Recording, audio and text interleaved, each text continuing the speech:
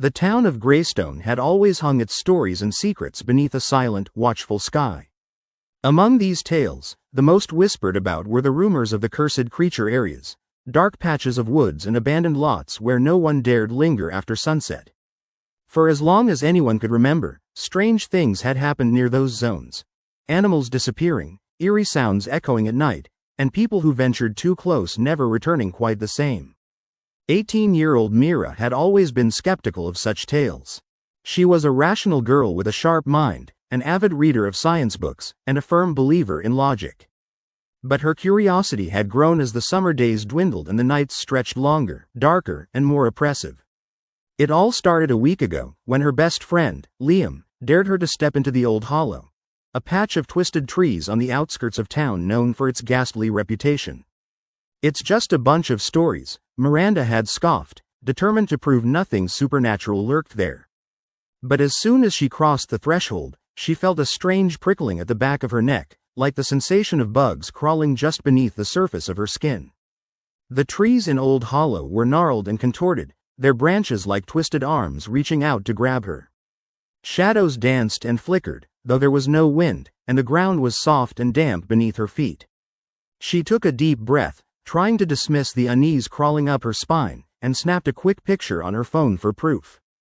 Yet, no matter how many times she examined that image, she saw only an indistinct blur, like the camera hadn't quite caught what her eyes had perceived.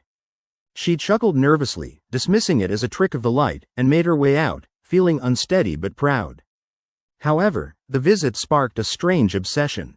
Over the next few nights, Mira found herself drawn back to the hollow, each visit more desperate, each time feeling a little more unnatural. She started noticing things. Brief glimpses of quick movement at the corner of her eye, whispers carried on the wind that she couldn't quite catch, and shadows that seemed to flicker just out of view.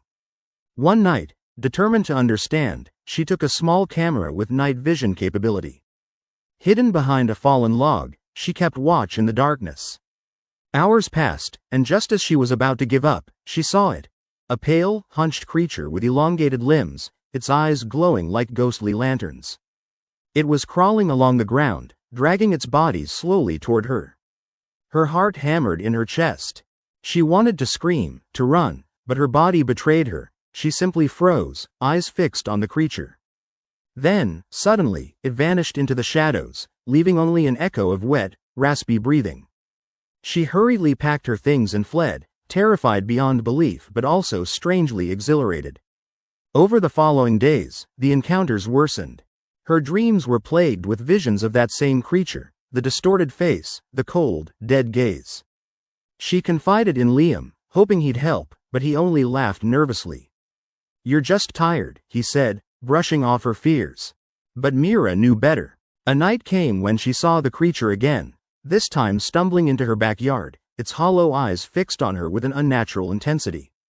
It was waiting. She tried to scream, but her voice caught in her throat. The creature moved toward her, limbs jerky and unnatural, like a puppet gone wrong. She ran into her house, slamming the door behind her, trembling. Her phone buzzed with an incoming message. A blurry photo that she didn't recognize, an image of her own face, twisted with terror. Her blood went cold. She realized she'd been followed, observed. The following night, her parents, noticing her distress, urged her to stay away from the woods and seek help. But her obsession had turned into dread. She knew that the creature, whatever it was not a figment of her imagination. It was real, and it was calling her.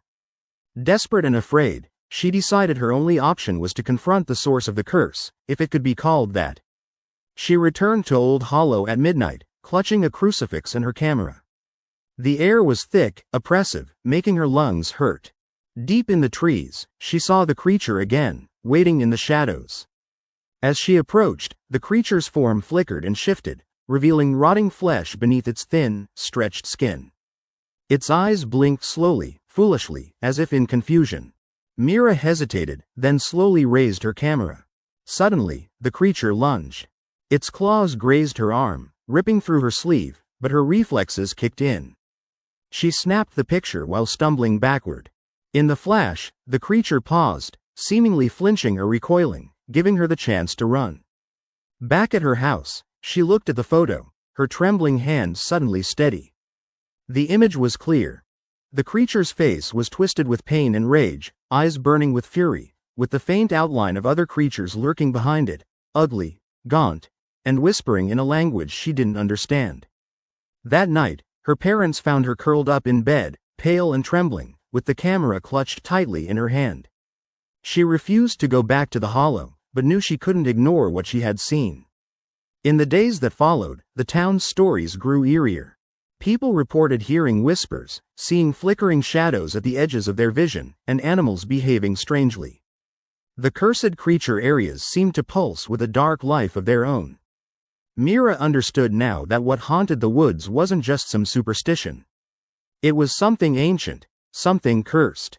Whatever beings had once cursed those lands had left behind monsters that fed on fear, confusion, and despair. And Mira realized she couldn't run forever. The creature's image burned into her mind, a grim reminder that some places weren't meant to be disturbed.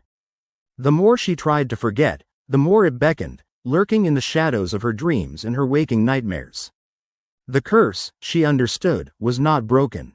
It waited patiently, watching, starving, and ever hungry for the next soul brave, or foolish, enough to step into its domain.